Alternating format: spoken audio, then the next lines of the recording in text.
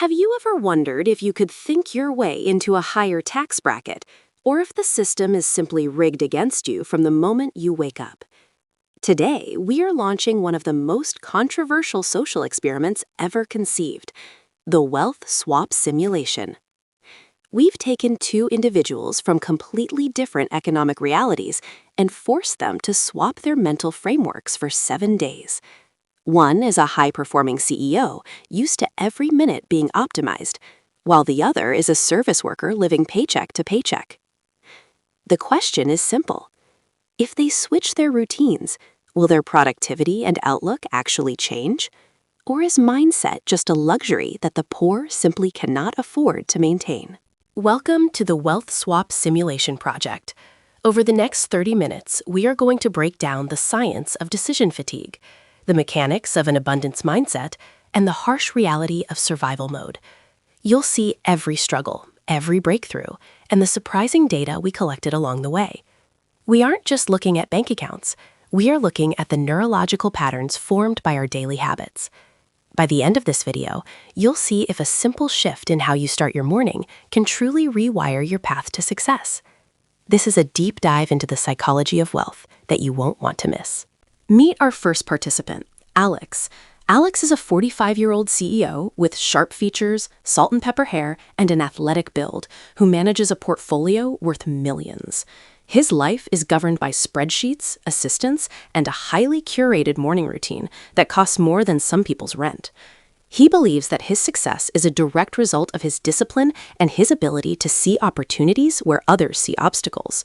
For Alex, time is the only currency that matters, and he spends it with extreme precision. He's entering this experiment convinced that his framework can help anyone, regardless of their current financial standing.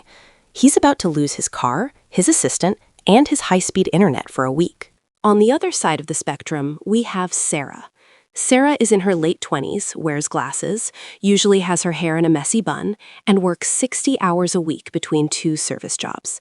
She's hardworking and intelligent, but she feels like she's constantly running on a treadmill that's moving too fast. Sarah often skips breakfast to save money and spends her commute on a crowded bus, trying to calculate which bills she can delay this month. She's skeptical about the mindset industry, believing it's a narrative designed to blame the poor for their circumstances. She's stepping into Alex's world to see if a fancy espresso machine and a quiet morning are enough to change her trajectory. The rules of the simulation are strict. For the next 7 days, Sarah will follow Alex's exact morning routine, use his decision-making frameworks, and live in his environment. Conversely, Alex will move into Sarah's apartment, take over her schedule, and operate under her financial constraints. They have swapped phones, budgets, and even their daily to-do lists. We've installed cameras to track their cortisol levels, their heart rate variability, and their self-reported stress levels. We want to know if the CEO mindset survives when you're worried about a late bus, and if the survival mindset disappears when you have a personal chef. Let the simulation begin. Day 1. It's 4:30 a.m. and the experiment officially starts. Sarah is waking up in a king-sized bed with 800 thread count sheets in a penthouse overlooking the city. Her first instruction is not to check her phone, but to spend 20 minutes in total silence, meditating. In her normal life, Sarah is usually jolted awake by 3 different alarms and immediately starts checking her bank app to see if any autopays cleared. Today, the silence is deafening. She finds it incredibly difficult to quiet her mind, as her brain is already wired to scan for threats and pending tasks. The luxury around her feels like a stage set rather than a home. Meanwhile, across town, Alex is waking up in Sarah's studio apartment. It's 5:15 a.m. and the radiator is clanking loudly. He has no meditation cushion and no silence. The neighbors are already arguing through the thin walls. Alex tries to maintain his abundant mindset, but he's immediately met with his first obstacle. The coffee machine is broken. In his usual life, this would be a minor inconvenience handled by someone else. Here, it's a disruption to his entire flow. He realizes that his morning routine depends heavily on a stable, high-functioning environment that he has taken for granted for decades. He's already feeling the friction of Sarah's reality. By 7 a.m., Sarah is following the second part of Alex's routine, deep work, and strategic planning. She is instructed to identify the one big thing that will move her life forward. However, Sarah realizes she has never been taught how to think long-term. Her entire life has been built around short-term fires that need to be extinguished. Sitting at a marble desk, she struggles to think about legacy or scaling when her instincts are telling her to check the bus schedule. The cognitive load of switching from reaction to proaction is immense. She describes feeling a strange sense of guilt for just sitting and thinking without doing something physical. Alex is now facing the commute. Without his private car, he has to navigate the city's bus system during peak hours. He's carrying a backpack and trying to use Sarah's decision-making framework. Prioritize the most immediate financial need. He's heading to a shift at a local cafe. Along the way, he tries to use the time for mental visualization, but the noise and the proximity of other people make it nearly impossible to concentrate. He notes that the physical environment is designed to drain your energy before you even start your workday. The constant sensory input is a far cry from the tinted windows and quiet leather of his usual commute. By mid-morning, the data starts to come in. Sarah's heart rate is actually higher in the luxury penthouse than it usually is at her job. Why? Our experts suggest it's imposter syndrome, mixed with the pressure of a new cognitive framework. She isn't used to the luxury of time, and the pressure to be productive in a strategic way is causing a different kind of stress. On the other hand, Alex's cortisol levels are spiking. He's experiencing decision fatigue much earlier than usual. Having to figure out the bus routes, the exact change for fare, and the timing of his shift is eating up all his mental bandwidth, leaving none for high-level thinking. One of the key pillars of the wealth swap is the decision-making framework. For the wealthy, decisions are often outsourced or automated to save willpower for high-stakes choices. Sarah is now being forced to use Alex's Pareto principle approach.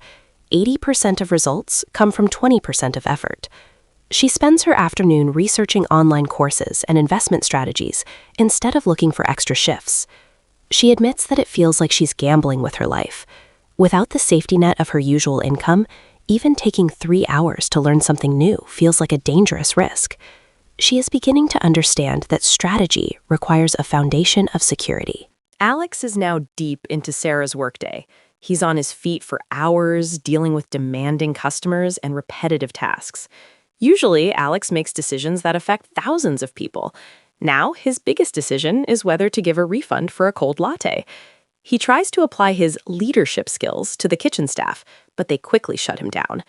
In this environment, efficiency is king, and questioning the process is seen as a waste of time. He realizes that the innovative mindset he prides himself on is actually discouraged in the service sector. He's being paid to be a cog, not a creator, and it's frustrating him immensely. Day 3 brings a major turning point. Sarah has a breakthrough during her scheduled networking block. Using Alex's contacts, she schedules a virtual coffee with a marketing director. Because she's in a professional environment and following a high-level script, she finds herself being treated with a level of respect she's never experienced before. She realizes that the wealthy mindset is partly about the confidence to ask for things. For the first time, she sees that her previous survival mindset kept her from even imagining these conversations were possible. However, she still feels a deep sense of unease, knowing this isn't her real life yet. Alex, however, is hitting a wall. He's exhausted by the physical toll of Sarah's life and the lack of healthy food options within her budget. He tries to optimize his grocery shopping, but realizes that fresh, organic produce is 3 bus transfers away. He ends up eating a processed meal from a corner store. By the evening, he's too tired to do any of the side project work he planned. He notes in his diary that willpower is a finite resource that is rapidly depleted by physical labor and nutritional deficits. His belief that anyone can do it is being challenged by the reality of low-income logistics. We are now halfway through the simulation, and the psychological shift is becoming visible. Sarah is starting to dress differently, even though she's using the same clothes. Her posture has improved, and she's speaking with more authority. She's adopting the long horizon thinking that Alex uses. She's starting to see her time not as something to be sold by the hour, but as something to be invested in projects. She tells us that the biggest change isn't the penthouse, it's the permission to think about the future without being terrified of the present. This is the core of the abundance mindset taking root. Alex's transformation is different. He's becoming more observant of the small injustices built into the system. He notices how the late bus doesn't just cost time, it costs money in potential lost wages and late fees for childcare. He sees how the mental load of poverty creates a tunnel vision that makes it impossible to think about anything other than the next 24 hours. He admits that his previous advice to just work harder was incredibly naive. He is realizing that mindset isn't just a choice, it's a product of your environment. Without a certain level of stability, the wealthy mindset simply cannot function. On day 5, we introduced a financial shock to both participants. Sarah was told that her hypothetical business lost a major client, while Alex was told that his car was towed and he had to pay a $300 fine. Sarah's reaction was measured. She used the Stoic framework Alex taught her to analyze the situation and plan a pivot. Because she was in a safe environment, she could afford to be rational. Alex, however, spiraled. The $300 fine represented half of his weekly budget in the simulation. He felt a visceral sense of panic and anger. The rational CEO was replaced by a person in survival mode, unable to think strategically. This shock test proved a vital point in our simulation. Productivity isn't just about habits, it's about the bandwidth available for resilience. Sarah had the bandwidth because her basic needs were overmet. Alex had zero bandwidth because his resources were already stretched to the limit. We observed that Alex's ability to use his frameworks vanished the moment his survival was threatened. This suggests that the wealthy mindset is a fragile thing that relies on a cushion of capital. Sarah's success in the simulation was largely due to the temporary removal of the barriers that usually occupy her mind. By day 6, both participants are nearing their limit. Sarah is feeling a strange sense of loneliness. She realizes that the wealthy routine can be incredibly isolating, focused so much on self-optimization that human connection becomes a secondary priority. She misses the community of her coworkers. Alex, on the other hand, is feeling a deep sense of solidarity with the people he's met.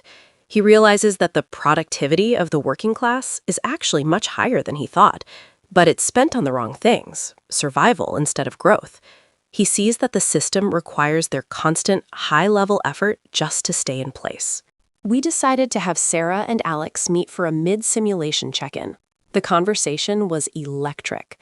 Alex apologized for his previous assumptions about laziness. He told Sarah, "I thought I was disciplined, but I've realized my environment made it easy for me to be disciplined."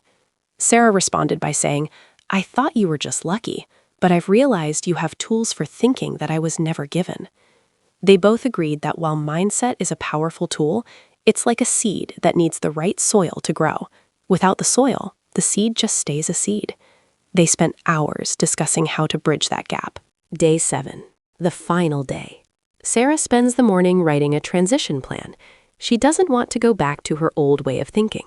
She's identified 3 specific frameworks she's keeping: time blocking, the 80-20 rule, and the abundance habit of looking for opportunities rather than just problems. She's decided to use the momentum from this week to apply for a higher-level management position she previously thought she was unqualified for. She says that the biggest takeaway was the shift in her internal dialogue.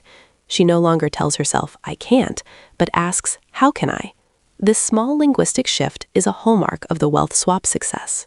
Alex is also preparing to leave Sarah's apartment. He looks different, more humbled, more grounded. He's decided that when he returns to his company, he's going to implement a living wage policy that includes a buffer for life's unexpected shocks. He's also planning to start a mentorship program that teaches the decision frameworks he used to take for granted. He realizes that as a leader, his job isn't just to manage capital, but to understand the human cost of productivity. He's leaving the studio with a newfound respect for the grit required to survive at the bottom of the ladder. Now that the simulation is over, let's look at the final data. Sarah's productivity metrics, measured by task completion and goal setting, increased by 40% during the week. However, her overall happiness score only increased slightly due to the isolation. Alex's productivity dropped by nearly 60% because he was overwhelmed by the logistics of Sarah's life. This confirms that the wealthy mindset is not a magic wand. It is a highly efficient engine, but it requires a very specific type of fuel to run. When the fuel is removed, the engine stalls, no matter how well engineered it is. Mindset alone is not the whole answer. So, what does this mean for you? Can you actually change your life by changing your routine? The answer is a nuanced yes. While you may not have a penthouse or a personal assistant, you can adopt the mental architecture of the wealthy. This means prioritizing deep work, automating small decisions, and shifting your focus from reacting to building. Sarah proved that even without the money, the tools themselves can provide a sense of agency and direction. But Alex proved that we also need to be compassionate toward ourselves when our circumstances make those tools harder to use. It's a balance of discipline and context. One of the most powerful habits we observed was time auditing. During the swap, Sarah realized she spent nearly 12 hours a week on passive activities, like scrolling through social media as a way to numb the stress of her jobs. Alex's routine forced her to replace that time with active learning. Even after moving back home, Sarah kept this habit. She realized that while she couldn't control her wages yet, she could control her leisure time. By reclaiming those 12 hours, she began building a side business that would eventually lead her to leaving her second job.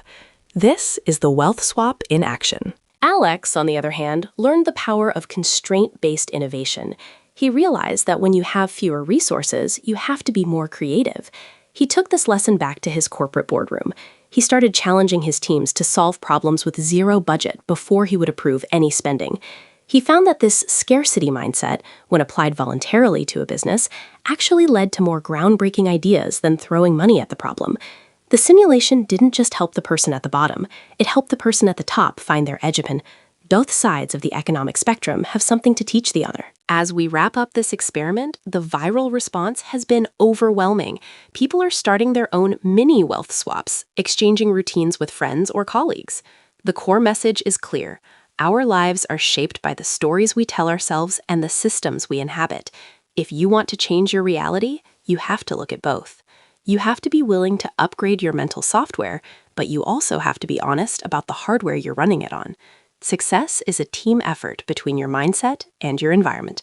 The wealth swap simulation showed us that neither can succeed entirely alone. Looking back at Sarah and Alex 1 month later, the results are permanent. Sarah has received a promotion and has started an investment account.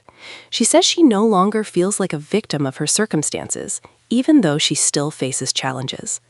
Alex has become a leading advocate for corporate social responsibility and has seen a 15% increase in employee retention. They still meet once a month to discuss their routines. Their friendship is a bridge between two worlds that rarely talk to each other. They are living proof that when we swap perspectives, we don't just change our own lives, we change our understanding of the world. The wealth swap wasn't just about money. It was about the human capacity for growth and empathy. It taught us that productivity isn't a moral virtue, but a set of tools that can be learned. It also taught us that poverty isn't a character flaw, but a structural condition that requires massive amounts of mental energy to navigate. By understanding both, we can build a world where everyone has the mindset of a winner and the environment to make it real. We hope this simulation has challenged your own assumptions and inspired you to take a closer look at your own daily routine. Thank you for joining us on this incredible journey through the wealth swap simulation. We hope this gave you a new perspective on how mindset and environment interact to create success. If you found this experiment eye-opening, please leave a comment below with which habit you're going to try first. Don't forget to like and subscribe for more updates and social experiments that challenge the way you see the world.